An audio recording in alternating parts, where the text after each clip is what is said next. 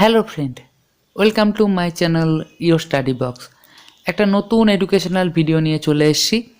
আজকের ভিডিওটা railway recruitment group D সংক্রান্ত। ভিডিওটা খুবই ইন্টারেস্টিং, তাই ভিডিওটাকে অবশ্যই লাইক ও শেয়ার করে দাও এবং প্রতি মুহূর্তে প্রত্যেকটা দিন গুরুত্বপূর্ণ study related information, exam related information এবং এক্সামের নোটস পেতে অবশ্যই চ্যানেলটাকে সাবস্ক্রাইব করে চ্যানেলটার পাশে থাকো।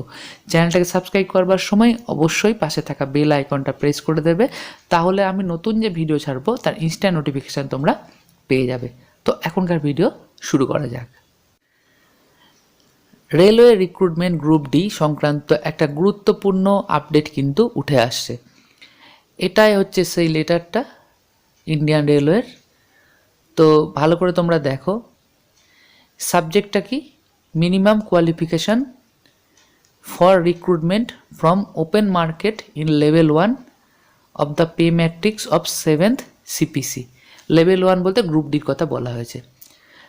দেখো পরে এটা তোমরা স্ক্রিনে দেখতেই পাবে, আমি একটু বলে দিই। Please refer to boards letter number ENG 2/2017 RR112 dated 14/6/2019 regarding minimum educational qualification for recruitments in level 1 of the pay matrix.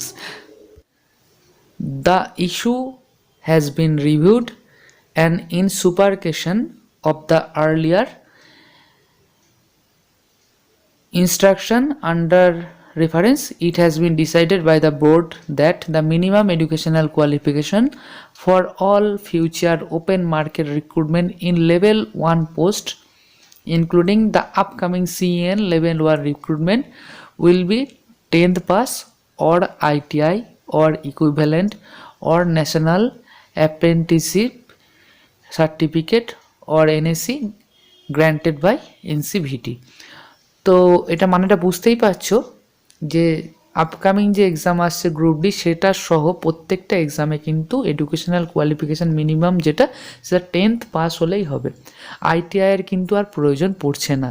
অর্থাৎ যেসব স্টুডেন্টরা ITI কারণে কিন্তু RRB গ্রুপ ডি এক্সাম দিতে চাইছো, তারা কিন্তু এক্সামটা সহজেই দিতে পারবে।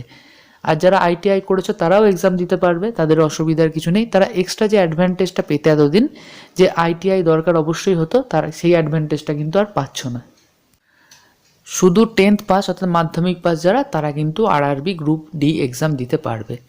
ITI করতেই হবে এমন বাধ্যবাধকতা কিন্তু রইল না। এটাতে প্রচুর সংখ্যক স্টুডেন্ট কিন্তু উপকার পাবে এবং ভিডিওটাকে অবশ্যই শেয়ার করে দাও বন্ধুদের মাঝে, যাতে প্রচুর সংখ্যক স্টুডেন্ট এই ইনফরমেশানটা পায়, কারণ এটা কিন্তু প্রচণ্ড গুরুত্বপূর্ণ ইনফরমেশান। নতুন যারা স্টুডেন্ট, যারা রেলের গ্রুপ ডি এক্সাম দিতে চাও কিন্তু ITI নেই, তারা কিন্তু এখন থেকেই সিলেবাস অনুযায়ী পড়াশোনা করতে শুরু করে দাও। প্রায় 32,000 কিন্তু ভ্যাকেন্সি আসছে। ভ্যাকেন্সিটা খুব একটা কিন্তু কম নয়, 32,000 ভ্যাকেন্সি মানে যথেষ্ট ভ্যাকেন্সি, এবং এটা তোমাদের জন্য গোল্ডেন চান্স। তো সেই সুযোগকে কাজে লাগানোর জন্য সিলেবাস অনুযায়ী পড়াশোনা শুরু করে দাও। শুধুমাত্র PSCর এক্সামগুলোতে ভরসা না করে রেলের এক্সাম, ব্যাংকের এক্সাম এগুলো কিন্তু দিতে শুরু করো। আশা করি ভিডিওটা ভালো লেগেছে। ভিডিওটাকে ভালো লেগে থাকলে অবশ্যই লাইক শেয়ার করে দিও এবং চ্যানেলটাকে সাবস্ক্রাইব করে নিও। নতুন নতুন গুরুত্বপূর্ণ ইনফরমেশান পেতে চ্যানেলটাকে সাবস্ক্রাইব করে নিও। একটা সাবস্ক্রাইব করতে কোনো পয়সা লাগে না, কিন্তু সেটা ভালো ভালো ভিডিও বানাতে অনেকটাই মোটিভেট করে। ভালো থেকো, অনেক অনেক পড়াশোনা করো, পরীক্ষায় বিজয়ী হও। ধন্যবাদ।